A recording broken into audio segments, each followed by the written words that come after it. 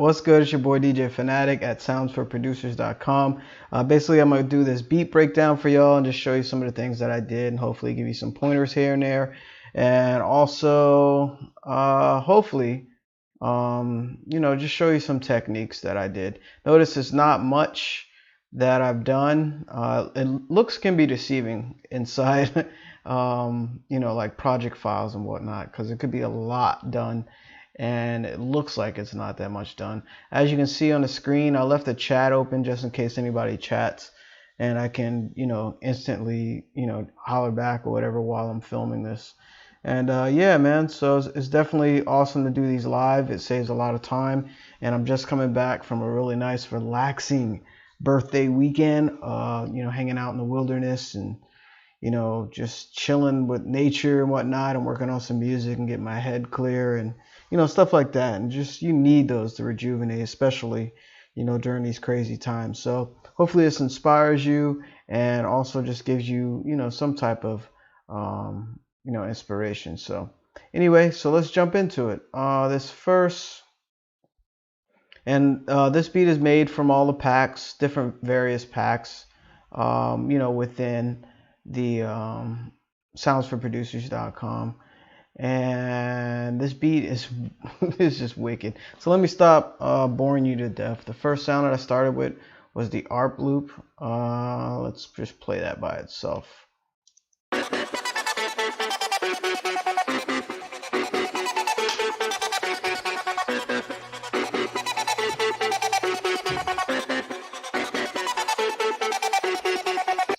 And that actually, it didn't sound like that in the beginning. So let me just show you where that came from. That is the Arp Loop. Got the BPM 144. And this is an easy way to search for the sounds in your libraries.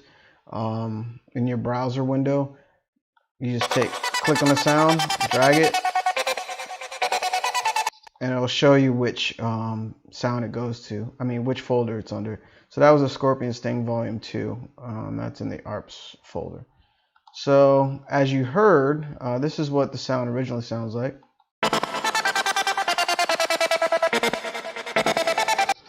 And this is what it sounds like with the processing.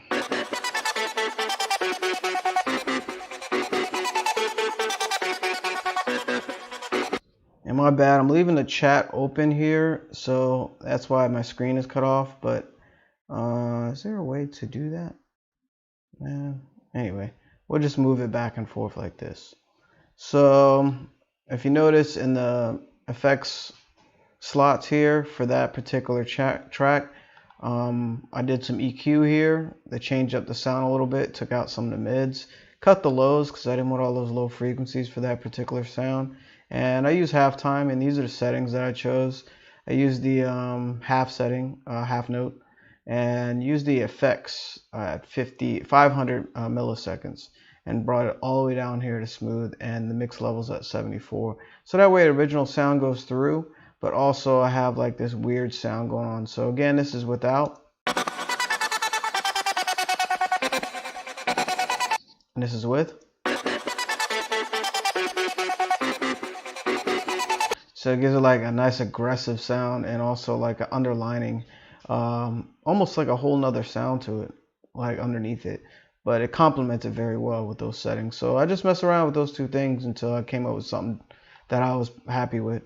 And again, I was making this beat on a time limit, and there's an argument, it's like, do you make as many beats as you can within a few hours, or do you make quality first and then, develop from there? So it's an age-old debate, should I make quality first, or should I make a bunch of beats? So it depends on the level. Also, your level of creativity, like how long you've been producing as well. Because sometimes if you try to do that, you won't get any quality. And without quality, some customers just won't pay attention to you. They'll be like, your beats is trash, man. So you definitely need quality to begin with, because now that I think about it, you can't just keep making a bunch of beats that just sound horrible. But as you develop, with quality, you can make tons of quality beats. So you have a combination of both. So this beat actually, I wanted to make it in a half an hour. I had a lot to do, and I was like, yo, let me make this real quick, post it, whatever. And it came out pretty cool. It's not my best work, I always say that, but it came out pretty dope. So, you know, you can time yourself, see how far you can get in an hour or half hour or 20 minutes. I know some people that do 10 minutes. And, you know, it's weird. Like a 10-minute beat can be a beat right on, you know, like top 40, which is crazy. And it doesn't, sometimes it doesn't even matter how much you do to a beat, because, you know, it's always on the listener and how it's received, not how you perceive it. Because I spent a week on a beat, and that was like 4 to 8 hours a day on the same beat, and it was a lot of energy, and it did well, but it didn't do what I wanted it to do. So that's just to give you a perspective. So so that was that sound. The next sound, I was like, what did I do here? Oh, I changed up the volume for the verse.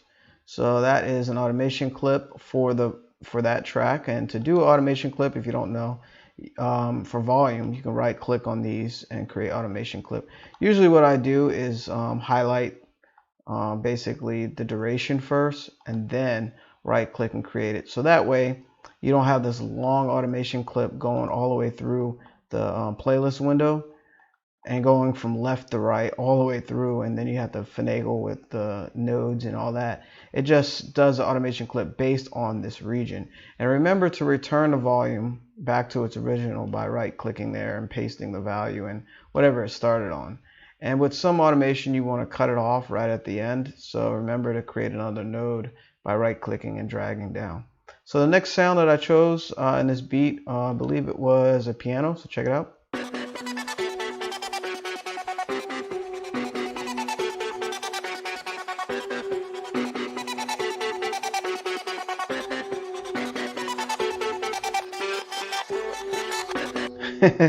And I was going to get to that. So anyway, the piano that I chose is just a really soft, light piano in Omnisphere. It may take a little while for this to open up.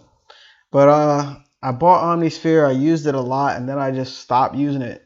And you know, sometimes I'll focus on one, you know, virtual instrument on one beat. And I'm getting back on my Omnisphere, trying to find a lot of sounds, just building up my favorites and just trying to find the ones that I like. So this one is called Cedar, and actually it's a classic that I learned from what's his name, man? Realistic. Shout out to Realistic Productions under Sound Oracle. He put me on to this, and it's a classic sound. But you can also copy the Cedar. Actually, let me not change it. Yeah, you can copy, like, it has some cool effects, and you can actually copy effects by going here. No, by not going there. I forgot how I did that. Oh, here, the lock here.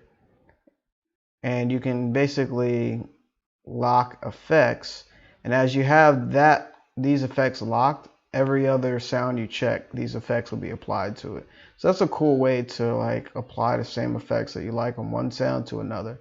So just trying to find little things that I did within the beat. So yeah, let's close that. So, and you've noticed the first sound that, like, I wouldn't even call it a guitar, but this sound, it has guitar tendencies. That actually is the same sound, but I reversed it. So if you notice in the channel rack, it's the same sound, and also I pitched it up 200 cents to give it a little more energy compared to original sound. Forgot to mention that. And you can just hit reverse here. All I did was basically use the slice tool, cut right here, and then right here, make unique. So that way you have a separate sound. You can do whatever you want to it. That's a cool way of like having a breakdown or build up for within the beat and having a different part. The next thing, let's go here. And let's actually just select all. Boom. So we got the ARP, the piano, and had some low plucks here.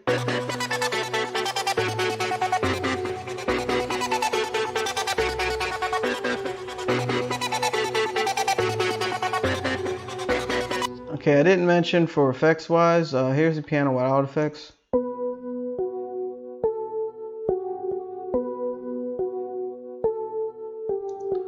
And pretty simple melody for like almost a trap melody. And here's with effects.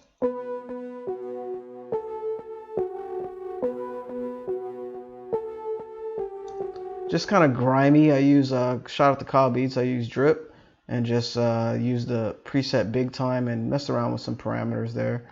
You can come up with some really cool stuff with that.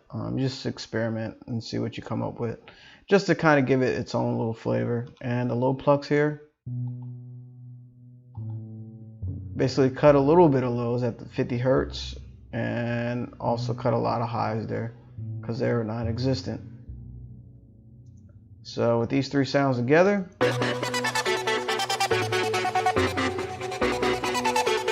next we have the brass pad.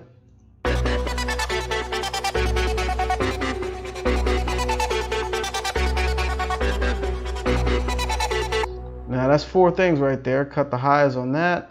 Use a little bit of reverb to kind of give it some space, and delay as well to give it even more space. Here it is by itself.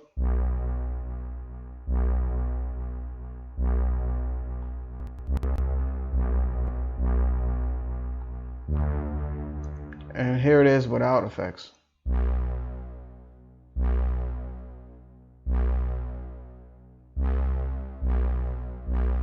Like really, I wouldn't say plain, but just kind of jumbled together, kind of compacted, so it doesn't have that much swag like that. See what I'm saying? So the next thing basically I added was a drum loop. And let me show you what sounds these are, just in case you want to search them, just to give you some more value here.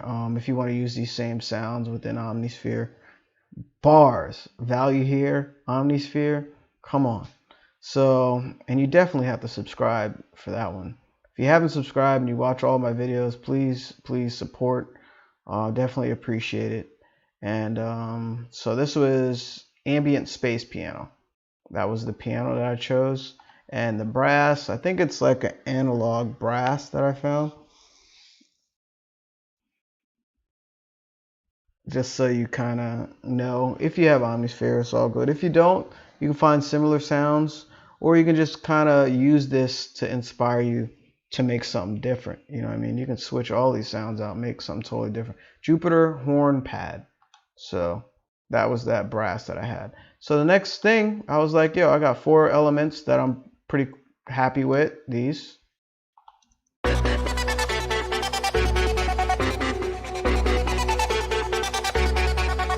And the ARP is stereo separated by 42%, and the low plucks is all the way stereo separated.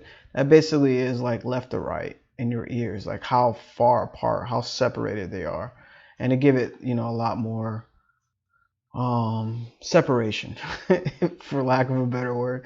The next thing was oh yeah, I added a drum loop. So this is a full drum loop. This drum loop right here, let me show you what pack it is in. This is the drum loop here.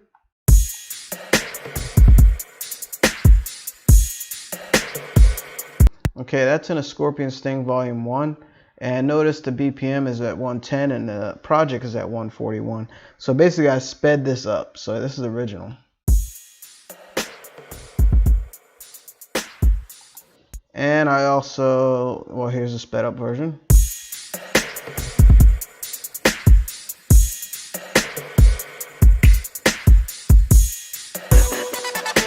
Not bad. So I thought that sounded pretty cool with the beat, so I kept it. This is basically some fine tuning with the EQ. So I picked out certain frequencies of this drum loop that I thought sounded dope to kind of bring out more within the beat. So check it out.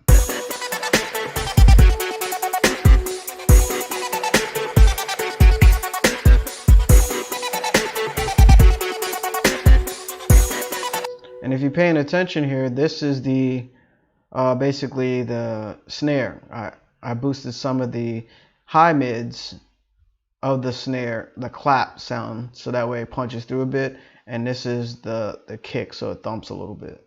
So this is actually, let's just do it without any effects. And I use Sound Goodizer to kind of compress everything together and give it a little more punch. So here it is without. And here it is with.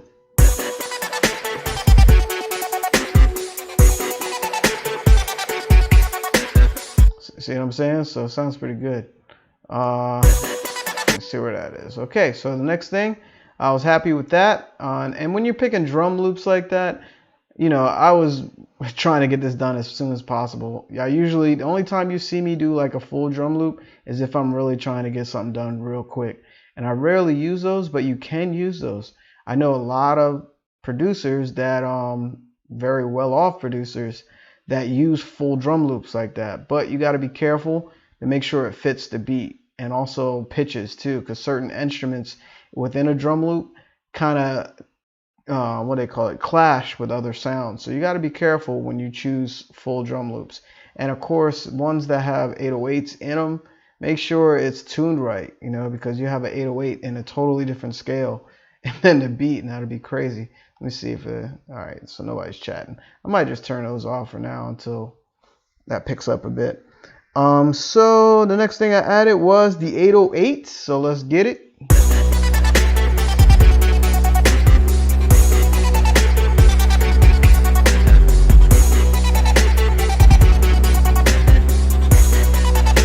Okay, so I was pretty happy with that 808. That's the Scorpion 808. I believe that's in the Scorpion Sting. Not sure which one. Let me show you right quick. That is the Scorpion 808 and Scorpion Sting Volume 1 loop pack. So, and of course, oh, I didn't mention, all packs are 50% off. Celebrate my B-Day month, so use code Fanatic B-Day when you check out. That's PHANATIC BDAY. And yeah, man, get 50% off the already discounted packs, which is, I believe it's close to $6 or whatever, for starting at $6 for a pack with all of this content. So yeah, get that while you can. It's a super cost efficient way of getting some sounds up, and also, you know, you building your sound catalog. So so yeah, that's the 808. What I did with that was also EQ. I cut the highs. I did a soft curve here, and I used Sound Goodizer again. I rarely use it on 808. I wanted to see how it sounded. So this is without.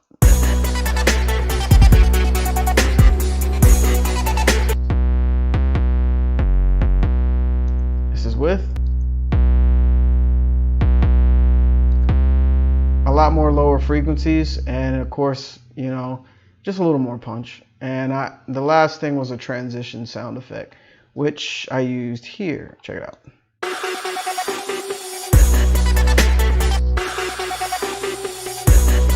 And I believe that sound effect is in one of the packs. Let's find it.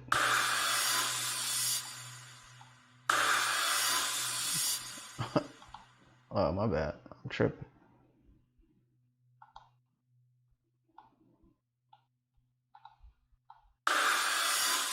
Oh, it is Scorpion Sting Volume 2, Transition Effect 2. So there you go. So that's available in one of the packs as well. And that's just to kind of build some energy within that transition. With that transition sound, I cut the lows at 200 Hertz and also use Fruity Reverb 2 to kind of give it like this space and airiness about it, and just kind of more dramaticism, if you will. Dramatization. I don't know if that's a word. I think it is. So that's everything as far as not much panning going on. Only 7 sounds, you know. Real simple beat. I use Isotope products to kind of mix and master it a bit. I showed you a couple things through these plugins to kind of give it a little more, and tonal balance control to kind of punch it up a bit and shape it, you know, give it a little shape to it. So I'm not going to go over the mastering part because it changes for everyone, and it's not, you know, set in stone. So there's different methods of doing that. Unless you want to know, you know, you can check out the other videos I went over it, or you can put in the comments and say, Fanatic, hey, go through, you know, your mastering process or your mixing process. So, and of course, any question that you have that I did in this beat or any other videos, please put the comments in below, and also let me know if you're feeling the beat or if you're not. It's all good. Say, hey, Fanatic, I'm not feeling that one. That's some trash. Y'all do that anyway, man. It's sad. Stop the hate on the internet, man. Especially those that do this, they put themselves out there, and it's just free television. So, anyway, if you're not feeling the beat, it's all good. No worries on my end. If you are feeling the beat, let me know. So I'm gonna start it from the beginning, so you kind of vibe out and hear what I did, and that's pretty much it. And the last thing was a master fade out, and to do that is the same way as creating automation clip on the master fader. You right click, create automation clip, but usually you want to select the duration of that automation clip first. It's a lot easier that way. So let me start the beat.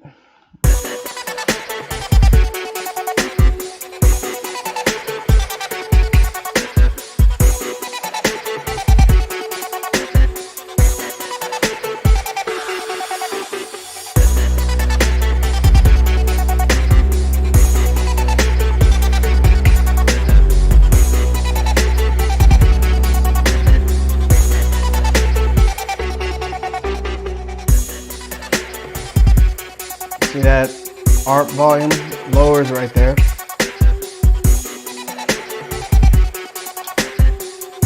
And here's a change up here.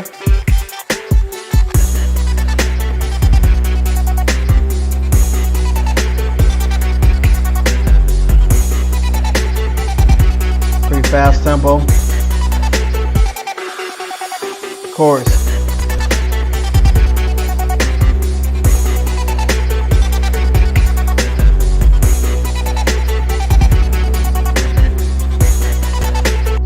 And that's pretty much it. Notice how the beat keeps moving through, and I also notice how the 808 kind of follows the kick, but it fluctuates in notation. So it definitely has like this fullness about it, and I like how it sounded. I was bumping it in the car, and I was like pretty pleased with it. So anyway, there's the quick beat breakdown. Thanks for joining me live. For anybody that watched it live, and make sure you catch that replay later. And of course, hit that sub button, because I plan on doing some more videos for y'all on this channel, and thank you for your support.